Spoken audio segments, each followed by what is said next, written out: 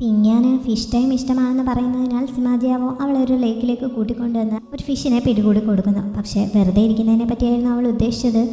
അതുകൊണ്ട് തന്നെ അവൾ ആ ഫിഷിനെ വെറുതെ ഒന്ന് തൊട്ട് നോക്കുന്നതേ ഉള്ളൂ. ഞാനിത്ര കാര്യമായി പിടികൂടിയിട്ട് നീ ഇതിനെ വെറുതെ തൊട്ട് നോക്കുന്നത് മാത്രമേ ഉള്ളൂ. ഇതൊരു സാധാരണ ഫിഷല്ല, സ്പിരിച്വൽ എനർജി ഉപയോഗിച്ചാണ് ഇത് വളരുന്നത്. ഇതിന് നല്ല സ്പിരിച്വൽ എനർജി ഉണ്ട് എന്നൊക്കെ സിമാജിയാവോ അവൾക്ക് പറഞ്ഞു കൊടുക്കുന്നു. ഇതിന് അത്രയ്ക്ക് പ്രത്യേകതയുള്ളതാണെങ്കിൽ ഇതിനെ ഇങ്ങനെ വെച്ചുകൊണ്ടിരിക്കുന്നത് ശരിയല്ല എന്ന് പറഞ്ഞ് അവൾ അതിനെ തിരികെ വിടാൻ തുടങ്ങിയപ്പോൾ ആ സ്പിരിച്വൽ എനർജി ഉപയോഗിച്ച് സൗന്ദര്യം കൂട്ടാൻ കഴിയും എന്നവൻ പറയുന്നു. അതോടെ തിങ്ങാൻ അതിനെയും കൊണ്ട് തിരികെ വരുന്നുണ്ട്. അവൾ അതിനെ കാര്യമായി തൊടുകയും ചെയ്യുന്നു. ഇങ്ങനെ തൊട്ട് നോക്കുന്നത് മാത്രം പോരാ, ഇതിനെ റോസ്റ്റ് ചെയ്ത് കഴിക്കാമെന്ന് കൂടി അവൻ പറയുന്നുണ്ട്. മറ്റാരുടെയോ ലേക്കിനടുത്താണ് നിൽക്കുന്നതെങ്കിലും അവൻ്റെ സപ്പോർട്ട് ഉള്ളതുകൊണ്ട് തിങ്ങാനും അത് സമ്മതിക്കുന്നു. അങ്ങനെ രണ്ടുപേരും കൂടി ഫയറൊക്കെ റെഡിയാക്കി ആവശ്യമുള്ള ഇൻഗ്രീഡിയൻസ് ഒക്കെ സംഘടിപ്പിച്ച് അതിനെ റോസ്റ്റ് ചെയ്യാൻ തുടങ്ങുന്നു. പക്ഷെ ആകെ ഒരെണ്ണമല്ലേ ഉള്ളൂ. കുറച്ചുകൂടി കിട്ടിയാൽ നന്നായിരുന്നു എന്ന് തിങ്ങാന് തോന്നുന്നതിനാൽ അവൾ തന്നെ ഇറങ്ങി കുറച്ച് മീനെ പിടിക്കാൻ പറ്റുമോ എന്ന് ശ്രമിച്ചു നോക്കുന്നു. പക്ഷേ അവളെ കൊണ്ടത് നടക്കുന്നില്ല. തിങ്ങാൻ ആകെ നിരാശയായി തിരികെ വന്ന് അവൻ്റെ അടുത്തിരിക്കുന്നുണ്ട്. പക്ഷേ അവന് ഇപ്പോൾ ഹെൽപ്പ് ചെയ്യാൻ യാതൊരു ഉദ്ദേശവുമില്ല. അതുകൊണ്ട് തന്നെ അവളവിടെ കിടന്നുകൊണ്ട് എനിക്ക് ഒരുപാട് മീനെ പിടിച്ചു തരുന്ന ആരാണോ അവൻ വളരെ സുന്ദരനാണ്, ഞാൻ അവനെ നന്നായി കെയർ ചെയ്യും എന്നൊക്കെ കുറേ കാര്യങ്ങൾ മനസ്സിൽ വിചാരിക്കുന്നു. അവൾ മനസ്സിലാണ് പറയുന്നതെങ്കിലും അവൻ ഇതൊക്കെ കേൾക്കാൻ പറ്റുന്നുണ്ടല്ലോ. അങ്ങനെ സഹികെട്ട് അവൻ തന്നെ എഴുന്നേറ്റ് പോയി കുറേ മീനെ കൊടിപ്പിട്ട് ഓടി കൊടുക്കുന്നുണ്ട്. നന്നായി പണിയെടുത്തതല്ലേ. തിങ്ങാനോടി അവൻ്റെ അടുത്തേക്ക് ചെന്നിട്ട് വിയർപ്പ് തുടച്ചു കൊടുക്കാമെന്നൊക്കെ പറയുന്നുണ്ടെങ്കിലും ഇത്ര ചെറിയ ജോലിയൊന്നും എനിക്ക് വിയർപ്പൊഴുക്കാൻ മാത്രമൊന്നും ആയില്ല എന്ന് അവൻ പറയുന്നു. പക്ഷെ അവളുടെ നിർബന്ധത്തിന് വഴങ്ങി അവൻ മുഖം കുനിച്ചു കൊടുക്കുന്നുണ്ട്. വിയർപ്പ് തുടയ്ക്കുന്നതിന് പകരം അവൻ്റെ നെറ്റിയിലൊന്നും വയ്ക്കുകയാണ് അവൾ ചെയ്തത്. അതിനുശേഷം അവളത് കുക്ക് ചെയ്യുന്നുണ്ട്. അവൻ പറഞ്ഞതനുസരിച്ച് അവൾ കുറച്ച് സൂപ്പും കൂടി ഉണ്ടാക്കുന്നു. രണ്ടുപേരും കൂടി ഒരുമിച്ചിരുന്നാണ് അത് കഴിച്ചത്. തിങ്ങാന് തന്നെ അതിൻ്റെ ടേസ്റ്റ് വളരെ രുചികരമായി തോന്നുന്നുണ്ട്. ആ മീനിൻ്റെ ഗുണം കൊണ്ടാണ് അതെന്ന് അവൾക്ക് മനസ്സിലാവുന്നു. അവനും അവളുണ്ടാക്കിയ സൂപ്പൊക്കെ ഇഷ്ടപ്പെടുന്നുണ്ട്. അതൊക്കെ കഴിഞ്ഞപ്പോഴാണ് നാളെ പുറത്തേക്ക് പോവുകയാണ്, പിന്നെ കുറച്ച് ദിവസം കഴിഞ്ഞ് തിരികെ എത്തുകയുള്ളൂ എന്നുള്ള വിവരം അവൻ പറഞ്ഞത്. അവൻ പോകുന്നുവെന്ന് പറഞ്ഞപ്പോൾ അവൾക്ക് വിഷമമുണ്ട്. പക്ഷേ ഇപ്പോഴത്തെ സിറ്റുവേഷനിൽ അവന് കാര്യങ്ങൾ മുന്നോട്ട് കൊണ്ടുപോകണമെങ്കിൽ പോയല്ലേ പറ്റുകയുള്ളൂ. അതുകൊണ്ട് അവൾ എതിർപ്പൊന്നും പറയുന്നില്ല. പിന്നെ അവനുമായി കമ്മ്യൂണിക്കേറ്റ് ചെയ്യണമെങ്കിൽ മാജിക് മിററും ഉണ്ടല്ലോ, അതുകൊണ്ട് തന്നെ അവൾ സമാധാനിക്കുന്നു. ഷിയുടെ സ്ഥലത്ത് റൂളിങ്ങും മാസ്റ്റർ യുവാനും ഋഗ്വയും ഒക്കെ കൂടി ഇരിക്കുന്ന സമയത്താണ് അയാളുടെ ഒരു ശിഷ്യൻ അയാളുടെ വിലപ്പെട്ട ആ ലേക്കിൽ നിന്ന് മീനിനെ ആരോ പിടിച്ച് തിന്നിരിക്കുന്നു എന്ന് പറഞ്ഞുകൊണ്ട് അതിൻ്റെ മുള്ളുമായി അങ്ങോട്ടേക്ക് വന്നത്. ഷിയാണെങ്കിൽ സ്വന്തമായിട്ട് പോലും അതിൽ നിന്ന് ആ ഫിഷിനെ അങ്ങനെ പിടിക്കാറില്ല, വേറെ ഉള്ളവർക്ക് ഇന്ന് വരെ കൊടുത്തിട്ടുമില്ല. അതുകൊണ്ട് തന്നെ ഋഗ്വയ്ക്ക് ഇത് കണ്ടപ്പോൾ ചിരി വരുന്നു. തൻ്റെ സ്പിരിച്വൽ ഫിഷിനെ മോഷ്ടിക്കാൻ ധൈര്യം ആർക്കാണുള്ളതെന്ന് പറഞ്ഞ് ഷീ കുറേ കലി തുള്ളുന്നുണ്ട്. പക്ഷേ എന്ത് കാര്യം, അവസാനം വിഷമത്തോടെ അയാൾ ആ മുള്ള അവിടെ നിന്ന് കൊണ്ടുപോയിക്കൊള്ളാൻ പറയുന്നു. ആരായിരിക്കും അത് കട്ടെടുത്തതെന്നും അയാൾ ചിന്തിക്കുന്നുണ്ട്. സിമാജിയാവോയ്ക്കായിരിക്കും ഇതിനുള്ള ധൈര്യം വന്നതെന്ന് അയാൾക്ക് പെട്ടെന്ന് സംശയം തോന്നുന്നു. പക്ഷേ ഇങ്ങനെ പരിക്കേറ്റിരിക്കുന്ന സമയത്ത് എങ്ങനെയെങ്കിലും റിക്കവർ ആവാൻ നോക്കാതെ ഈ മീൻ കട്ട് തിന്നാൻ വരേണ്ട ആവശ്യം സിമാജിയാവോയ്ക്കില്ല എന്ന് ഋഗ്വേ പറയുന്നുണ്ട്. മാസ്റ്റർ യുവാനും അതിനെ സപ്പോർട്ട് ചെയ്യുന്നു. പക്ഷേ ആ മീനിൻ്റെ മുള്ളുകൾ അവിടെ കൊണ്ടുവന്നപ്പോൾ അതിൽ തിങ്ങാൻ്റെ സാമീപ്യം ഉള്ളതായി റൂളിങ്ങിന് മനസ്സിലാവുന്നു. എവിടെയാണെങ്കിലും അവളുടെ ആ കോൾഡ് നേച്ചർ മനസ്സിലാക്കാൻ റൂളിങ്ങിന് സാധിക്കും. അതുകൊണ്ട് തന്നെ തിങ്ങാനും സിമാജിയാവോയും കൂടി ആയിരിക്കും അത് ചെയ്തതെന്ന് അവൾ ഊഹിക്കുന്നുണ്ട്. പക്ഷെ അവൾ ആ കാര്യം അവരുടെ തുറന്ന് പറയുന്നില്ല. ചുഹുയി തൻ്റെ കൾട്ടിവേഷൻ കൂട്ടുന്നതിന് വേണ്ടി ഇപ്പോൾ ഡീമണിക് മാജിക് ഉപയോഗിച്ച് തുടങ്ങിയിരിക്കുകയാണ്.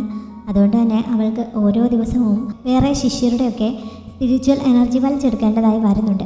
രഹസ്യമായിട്ടാണ് അവൾ ഇക്കാര്യം ചെയ്തുകൊണ്ടിരിക്കുന്നത്. അന്നത്തെ ദിവസം അവൾക്ക് വേണ്ടി അങ്ങനെയുള്ള ശിഷ്യരെ ഒന്നും കണ്ടെത്താൻ സാധിച്ചില്ല എന്ന് അവളുടെ ഒരു ജോലിക്കാരി വന്ന് അറിയിക്കുന്നു.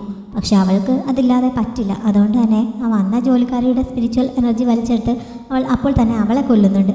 ഈ സമയത്താണ് അവളുടെ അമ്മയും അവരുടെ സഹായം കൂടി അങ്ങോട്ടേക്ക് വന്നത്. അവരിത് കണ്ടുകൊണ്ടാണ് വന്നത്. അതുകൊണ്ട് തന്നെ ചുഹുയ്ക്ക് അത് ഒളിപ്പിച്ചു വയ്ക്കാൻ സാധിക്കുന്നില്ല. അല്ലെങ്കിൽ തന്നെ അമ്മ ഇതിനെപ്പറ്റി നേരത്തെ തന്നെ അറിഞ്ഞിരുന്നു.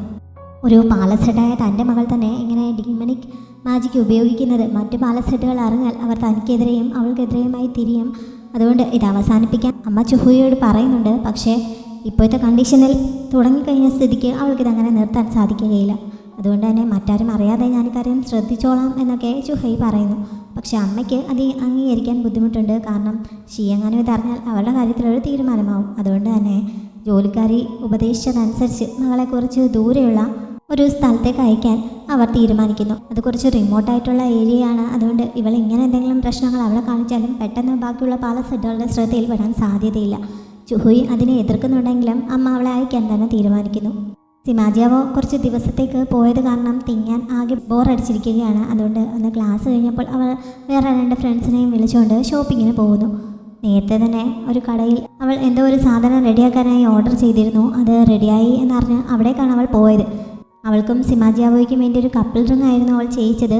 അത് ശരിയാക്കിയത് ജോലിക്കാരൻ അവളുടെ കയ്യിൽ കൊണ്ടേൽപ്പിക്കുന്നു. അവൾ തൻ്റെ സോൾ മാനറിലെ സ്പേസിലേക്ക് അത് സ്റ്റോർ ചെയ്ത് വെക്കുന്നുണ്ട്.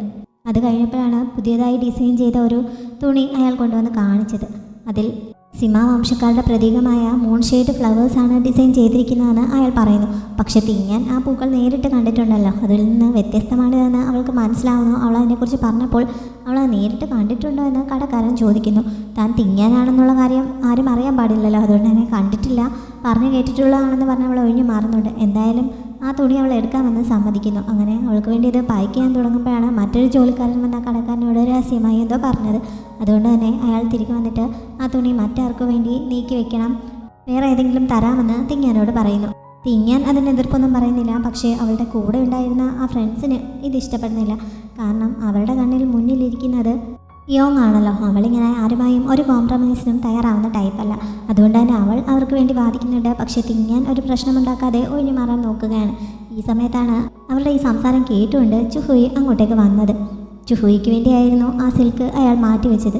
ചുഹുയെ മുമ്പ് ഫ്ലൈയിങ് പവലിയനിൽ വെച്ച് കണ്ടിട്ടുള്ളതിനാൽ തിങ്ങാനെ അവളെ മനസ്സിലാവുന്നു. അതുകൊണ്ട് തന്നെ കൂടുതൽ കുഴപ്പങ്ങളൊന്നും ഉണ്ടാക്കാതെ ആ സിൽക്ക് തനിക്ക് വേണ്ട, അവൾ തന്നെ എടുത്തോളാൻ പറഞ്ഞ് തിങ്ങാൻ അവിടെ നിന്ന് പോകാൻ തുടങ്ങുന്നുണ്ട്. പക്ഷേ ചുഹുയി അവളെ പോകാൻ അനുവദിക്കുന്നില്ല. ചുഹുയിക്ക് സ്പിരിച്വൽ എനർജി വലിച്ചെടുക്കാൻ ഇപ്പോൾ ആളെ കിട്ടാതിരിക്കുകയാണല്ലോ. തിങ്ങാനാണെങ്കിൽ അവൾക്ക് ആവശ്യമുള്ള കൾട്ടിവേഷൻ ലെവലിലുമാണിപ്പോൾ. അതുകൊണ്ട് തന്നെ അവളെ അതിനുവേണ്ടി ഉപയോഗിക്കാനാണ് ചുഹുയുടെ പ്ലാൻ. തിങ്ങാൻ പറ്റാവുന്നതുപോലെ എതിർത്ത് നോക്കി അവിടെ നിന്ന് രക്ഷപ്പെടാനൊരു ശ്രമമൊക്കെ നടത്തുന്നു. ഇതിനിടയിൽ അവളുടെ കൈവശമുണ്ടായിരുന്ന മാജിക് മിറർ താഴെ വീഴുകയും ചെയ്യുന്നു. അത് ചുഹുയി കയ്യിലെടുക്കുന്നുണ്ട്. അതുകൊണ്ട് തന്നെ തിങ്ങാൻ ഇനിയിപ്പോൾ സിമാജിയാവോയെ കോൺടാക്ട് ചെയ്യാൻ പറ്റില്ല. അവൾ രക്ഷപ്പെട്ടു പോകാൻ ചുഹുയി അനുവദിക്കുന്നില്ല. അവളുടെ കൂടെ ഉണ്ടായിരുന്ന ആളുകൾ ചേർന്ന് തിങ്ങാനെ പിടികൂടുന്നു. അവൾ തിങ്ങാനെ ഇപ്പോഴത്തെ തന്നെ താമസ സ്ഥലത്തേക്ക് കൂട്ടിക്കൊണ്ടുപോയി അവിടെ വെച്ച് അവളെ കൊന്ന് അവളുടെ സ്പിരിച്വൽ എനർജി എടുക്കാനായി തുടങ്ങുന്നു. പക്ഷെ അതിനു മുമ്പ് തിങ്ങാൻ്റെ മുഖത്ത് അവളൊരു മുറിവുണ്ടാക്കുന്നുണ്ട്. കാരണം ആ മുഖം ചുഹുയിക്ക് ഒട്ടും ഇഷ്ടപ്പെട്ടിട്ടില്ല. എന്നെ ഉപദ്രവിച്ചാൽ നീ അതിന് വലിയ വില കൊടുക്കേണ്ടി വരും, നിനക്കും കൂടി അത് ആപത്തുണ്ടാക്കും എന്നൊക്കെ തിങ്ങാനൊരു മുന്നറിയിപ്പ് പോലെ അവളോട് പറയുന്നു. അതുകൂടി കേട്ടപ്പോൾ ചുഹുയിക്ക് ഒന്നുകൂടി ദേഷ്യം വന്നു. നിന്നെ ഉപദ്രവിച്ചെന്ന് നിർത്തി എന്നോട് ആര് പകരം ചോദിക്കാനാണെന്ന് പറഞ്ഞ് അവൾ വീണ്ടും തിങ്ങാനെ ഉപദ്രവിക്കാൻ തുടങ്ങുന്നു. പക്ഷെ ആ സമയത്ത് എന്തോ ഒരു മാജിക്ക് കാരണം ചുഹുയിക്ക് ചെറുതായി പരിക്കേൽക്കുന്നുണ്ട്. അതവളെ ഒന്നുകൂടി ദേഷ്യം പിടിപ്പിക്കുന്നു. അതുകൊണ്ട് തന്നെ തിങ്ങാനെ ഉടനെ കൊല്ലാതെ നന്നായി ഉപദ്രവിച്ച് കുറേ സാറ്റിസ്ഫാക്ഷൻ നേടിയ ശേഷം മാത്രം അവളെ കൊല്ലാമെന്ന് ചുഹുയി തീരുമാനിക്കുന്നു. അതിനായി 2 ജോലിക്കാരെ ഏർപ്പാടാക്കുകയും ചെയ്യുന്നുണ്ട്. ചുഹുയി പോയി കഴിഞ്ഞപ്പോൾ ആ ജോലിക്കാർ 2 പേരും കൂടി തിങ്ങാനെ നന്നായി ഉപദ്രവിക്കാൻ തുടങ്ങുന്നു. ചുഹുയുടെ കൈക്ക് ചെറുതായി പരിക്കേറ്റിരുന്നല്ലോ, അതിനുള്ള മരുന്നുകളുമായി ഇവിടുത്തെ ജോലിക്കാർ അങ്ങോട്ടേക്ക് പോകുന്നത് റൂളിംഗ് കാണാനിടയാവുന്നു. ചുഹുയി പിടികൂടിക്കൊണ്ടുവന്ന ഒരു പെൺകുട്ടിയാണ് അവളുടെ പരിക്കിന് കാരണമെന്നൊക്കെ അറിഞ്ഞു കഴിഞ്ഞപ്പോൾ റൂളിങ്ങിന് ആ പെൺകുട്ടിയെ കാണാൻ കൗതുകം തോന്നുന്നു. അങ്ങനെ ഒരു ജോലിക്കാരെ അവളെ തിങ്ങാൻ്റെ അടുത്തേക്ക് കൂട്ടിക്കൊണ്ട് ചെല്ലുന്നു. തിങ്ങാൻ്റെ കോൾഡ് നേച്ചർ അറിയാനുള്ള കഴിവ് റൂളിങ്ങിനുണ്ടല്ലോ. അതുകൊണ്ട് തന്നെ അത് തിങ്ങാനാണോ എന്ന് റൂളിങ്ങിന് സംശയം തോന്നുന്നു. അങ്ങനെ അവൾ അതൊന്ന് ടെസ്റ്റ് ചെയ്ത് നോക്കുന്നുണ്ട്. അതും കൂടി ആയപ്പോൾ തിങ്ങാൻ തന്നെയാണോ എന്ന് അവൾക്ക് ഉറപ്പാവുന്നു. കാരണം നിർണയുടെ രൂപത്തിലേക്ക് തിങ്ങാനെ മാറ്റാൻ സിമാജിയാവോയ്ക്ക് കഴിയുമെങ്കിൽ ഇങ്ങനെ മറ്റൊരാളുടെ രൂപത്തിലേക്ക് മാറ്റുന്നത് അവനെ സംബന്ധിച്ച് നിസ്സാരമാണ് എന്ന് റൂളിങ് ഊഹിക്കുന്നു. അതുകൊണ്ട് തന്നെ തിങ്ങാനെ രക്ഷപ്പെടുത്താൻ വേണ്ടി അവൾ അടുത്ത് നിന്നിരുന്ന് അവളുടെ മുറിവുകൾ ഭേദമാക്കാൻ ശ്രമിക്കുന്നു. പക്ഷേ ചുഹുയുടെ സ്പെല്ലുകൾ നല്ല ശക്തിയുള്ളതായതിനാൽ റൂളിങ്ങിനും ആ മുറിവുകൾ ഭേദമാക്കാൻ കഴിയുന്നില്ല. തിങ്ങാനെ തൻ്റെ സ്ഥലത്തേക്ക് കൂട്ടുകൊണ്ടുപോയി ട്രീറ്റ് ചെയ്യാമെന്ന് അവൾ ആദ്യം വിചാരിക്കുന്നുണ്ടെങ്കിലും പെട്ടെന്നാണ് സിമാജിയാവോയെ പിടികൂടാനുള്ള നല്ലൊരു അവസരമാണല്ലോ ഇതെന്ന് അവൾ ചിന്തിക്കുന്നത്. അങ്ങനെ തിങ്ങാനെ ട്രീറ്റ് ചെയ്യാൻ തയ്യാറാവാതെ അവിടെ തന്നെ കിടത്തിയിട്ട് അവൾ തിരികെ പോയി ഷീയോട് വിവരം പറയുന്നു. തിങ്ങാനാണ് അവിടെ പിടിയിലായിരിക്കുന്നതെന്ന് പറഞ്ഞപ്പോൾ ഷീക്ക് ശരിക്കും സന്തോഷമാവുന്നു. അങ്ങനെ അവളെ ഉപയോഗിച്ച് തന്നെ സിമാജിയാവോയെ പിടികൂടാനുള്ള പ്ലാൻ അവർ തയ്യാറാക്കുന്നു. ഉടനെ തന്നെ അയാൾ ബാക്കി പാലസ് ഹെഡുകളെല്ലാം വിളിച്ചു കൂട്ടുന്നുണ്ട്.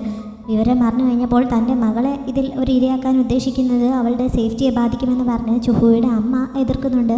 പക്ഷേ സിമാജിയാവോയ്ക്ക് ഇപ്പോൾ പരിക്കേറ്റിരിക്കുന്നതിനാൽ അവനെ തോൽപ്പിക്കാൻ ഉറപ്പായും സാധിക്കും, അല്ലെങ്കിൽ എന്തായാലും തടഞ്ഞു വയ്ക്കാൻ സാധിക്കും. ഇത്ര നല്ലൊരു അവസരം ഇനി കിട്ടാൻ പോകുന്നില്ല. അവരുടെ മകൾക്ക് അപകടമൊന്നും വരാതെ താൻ നോക്കിക്കോളാം എന്നൊക്കെ പറഞ്ഞ് ഷീ അവരെ കൊണ്ട് സമ്മതിപ്പിക്കുന്നു. അത് മാത്രമല്ല മറ്റൊരു ഓഫർ കൂടി അയാൾ അവർക്ക് നൽകുന്നുണ്ട്. ഇത് നടന്നു കഴിഞ്ഞാൽ ഈ 8 പാലസ് ഹെഡുകളുടെയും ലീഡറായിട്ട് അവരെ നിയമിക്കാം എന്നൊരു വാഗ്ദാനം കൂടി അയാൾ നൽകുന്നു. അത് കേട്ടപ്പോൾ തന്നെ അവർ മറ്റൊന്നും ആലോചിക്കാതെ അതിന് സമ്മതിക്കുന്നുണ്ട്. സിമാജിയാവോ ഈ സമയം കുറച്ച് ദിവസത്തെ യാത്ര കഴിഞ്ഞ് തിരികെ തിങ്ങാൻ്റെ അടുത്തെത്തിയിരുന്നു. പക്ഷേ അവളെ അവിടെ കാണാതെ കണ്ട് അവളെവിടെ പോയി എന്ന് അവൻ വിഷമിച്ച് കേൾക്കുന്ന സമയത്താണ് മാസ്റ്റർ യുവാൻ്റെ സീക്രട്ട് മെസ്സേജ് അവന് കിട്ടുന്നത്. തിങ്ങാൻ അപകടത്തിലാണ്. ഈ അവസരം മുതലെടുത്ത് ഷീ അവനെ ട്രാപ്പിലാക്കാൻ ഒരുങ്ങുകയാണ്, അതിനുവേണ്ടി ഇന്ന സ്ഥലത്തേക്ക് പോയിക്കൊണ്ടിരിക്കുകയാണ് എന്നൊക്കെയായിരുന്നു മാസ്റ്റർ യുവാൻ്റെ മെസ്സേജ്. സിമാജിയാവോ അപ്പോൾ തന്നെ അങ്ങോട്ട് പുറപ്പെടാൻ ഒരുങ്ങുന്നു. അവൻ്റെ ഒപ്പമുണ്ടായിരുന്ന നിഞ്ചു കൂടി അവൻ്റെ കൂടെ ചെല്ലാൻ തയ്യാറാവുന്നുണ്ട്.